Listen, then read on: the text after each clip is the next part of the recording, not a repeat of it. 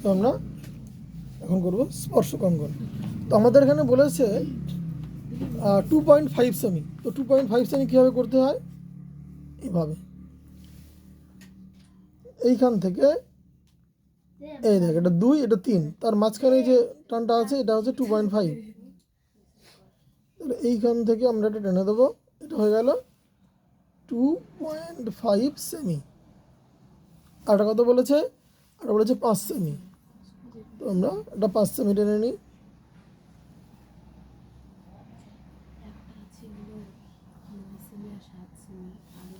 5 semi. তো আমাদের কি বলেছে, আমরা এখানে কি করব, এখানে আমরা প্রথমে যেটা করবো সেটা হচ্ছে 5 সেমি মাপে বা তার বড় করেও টানা যায়। আমি 5 সেমি করে নিচ্ছি যাতে আমরা পরে আর কাটতে না হয় বা সমস্যা না হয়। এই জন্য আমি এখান থেকে 5 সেমি মাপেই নেব, নিলাম, টেনে দিলাম। এটা নাম দিতে বলেছে ও, তাহলে ও কেন্দ্রের বৃত্ত মানে এটা ও।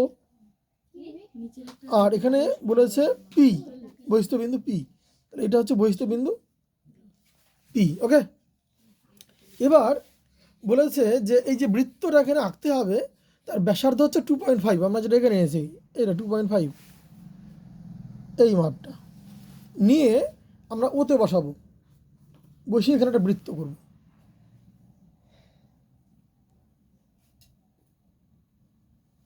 বৃত্ত করলাম। এবার কাজ আমাদের ও থেকে পি এর সমদ্বিখণ্ডক করতে হবে, মানে অর্ধেকের বেশি নিয়ে আমাদের টানতে হবে, এটাকে বলে সমদ্বিখণ্ডক। তো সমদ্বিখণ্ডক করার নিয়মটা কি, এই পি থেকে আমরা মোটামুটি অর্ধেকের বেশি মাপ নেব, নিয়ে উপরে কাটবো একবার, একবার নিচে কাটবো। সেমভাবে আমরা ওতে বসাবো, বসিয়ে একবার উপরে কাটবো, একবার নিচে কাটবো।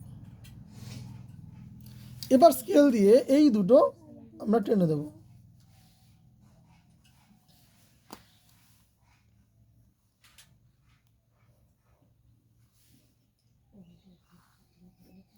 এই হয়ে গেল আমাদের সমদ্বিখণ্ডক। এখানে নাম দেবো টি। তো এই দাগটা কোথায় ঠেকবে সেটা আমাদের ব্যাপার নয়। এই দাগটা এই মাঝখান দিয়েও আসতে পারতো, যদি এইটা 5 সেমি না হয়ে যদি বড় হতো 7 সেমি হতো, তাহলে এই দাগটা ঠিক এইরকম দাগ দিয়ে আসতো। তো যেখানেই ঠেকুক না কেন সেখানে নাম দেবো আমি টি। ওকে, এবার টিতে আমি কাটা বসাবো।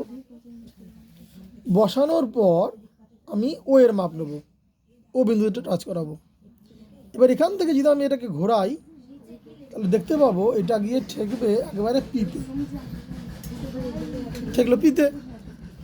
এইবার আমাদের কাজ এই পি থেকে এই যে এখানে বৃত্তের সঙ্গে যে টাচ করেছে নাম দেবো এখানে এস।